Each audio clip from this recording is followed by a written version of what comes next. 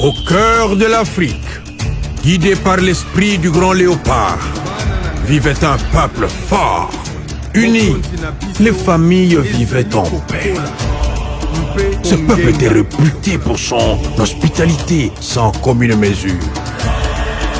Car dans ce royaume, accueillir était un devoir sacré.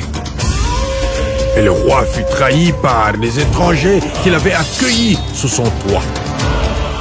Les insignes royaux et le symbole du grand léopard furent détruits, plongeant ainsi le royaume dans la désolation. Sans son esprit protecteur, le royaume perdit son faste et le peuple sa fierté d'antan.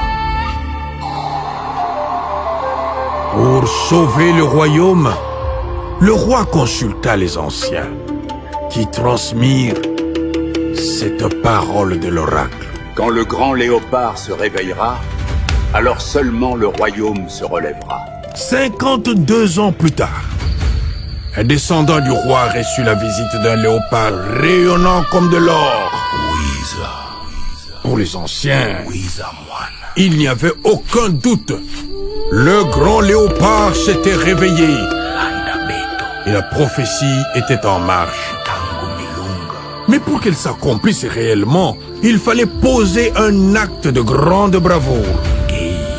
Envoyer les chasseurs guerriers dans la grande bataille mondiale qui allait se dérouler de l'autre côté de l'océan.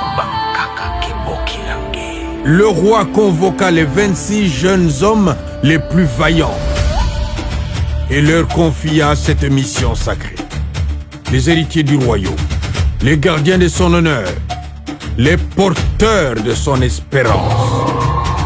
Guidés par le grand léopard, ils prirent la route pour aller affronter les champions des nations voisines, lointaines et d'outre-mer, dans une bataille sans merci, et reconquérir ainsi la fierté de toute la nation.